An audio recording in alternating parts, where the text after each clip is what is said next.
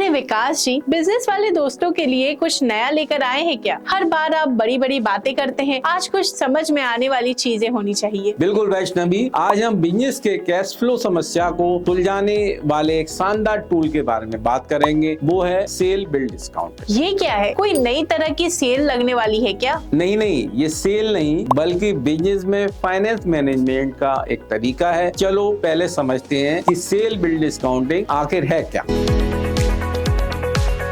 देखो, cell bill discounting एक ऐसा प्रोसेस है जहां बिजनेस अपने सेल्स इनवॉइस को बैंक या फाइनेंशियल इंस्टीट्यूशन को देता है और बदले में तुरंत पैसा ले लेता है। मतलब जो पैसा कस्टमर से मिलना था वो बैंक पहले ही दे देता है। बिल्कुल सही समझा। कस्टमर से पेमेंट मिलने में कई बार 30, 60 या 90 डेज लग सकते हैं, लेकिन बिजनेस को तुरंत पैसे की जरूरत होती है। ऐसे में सेल बिल डिस्काउंटिंग मदद करता है।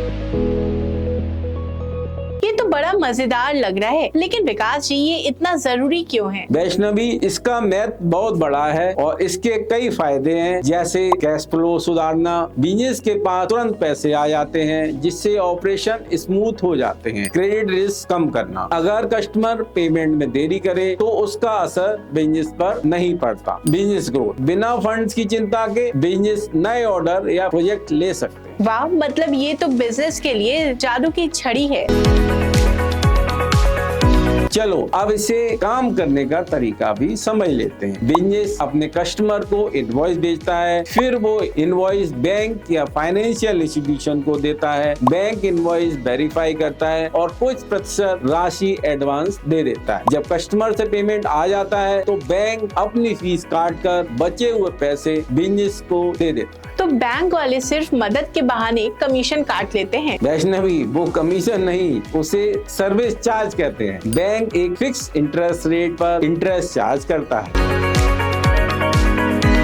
अब सेल बिल डिस्काउंटिंग के अलग अलग टाइप भी समझो। रिकोर्स डिस्काउंटिंग, अगर कस्टमर पेमेंट नहीं करता तो बिजनेस ओनर जिम्मेदार होता है। नॉन रिकोर्स डिस्काउंटिंग, इसमें रिस्क बैंक या फाइनेंशियल इंस्टीट्यूट लेता है। यदि कस्टमर के द्वारा पेमेंट नहीं की गई तो बिजनेस ओनर को पेमेंट देने की जरूरत नहीं होती। मतलब रिस्क वाला और नॉन रिस्क वाला, लेकिन छोटा बिजनेस किसे चुने? यह निर्भर करता है कि उनकी जरूरत और कस्टमर की क्रेडिट हिस्ट्री पर।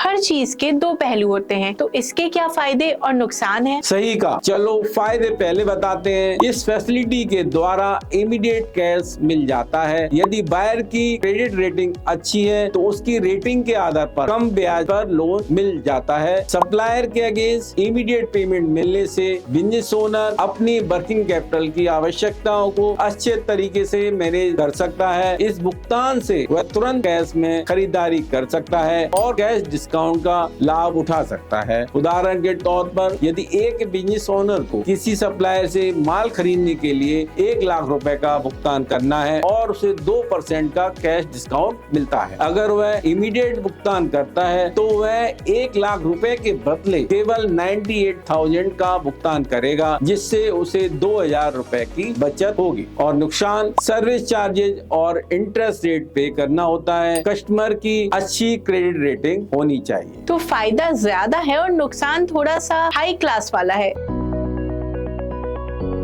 मान लो एक बिजनेस ने 1 लाख का ऑर्डर लिया और इनवॉइस बनाया। पेमेंट 60 दिन बाद आना है। अब ये इनवॉइस बैंक को देता है और बैंक 90% यानी 90,000 रुपए तुरंत दे देता है। और जब कस्टमर पेमेंट करता है तो बैंक अपनी फीस और इंटरेस्ट काट कर बाकी दे देता है। समझ आ गया?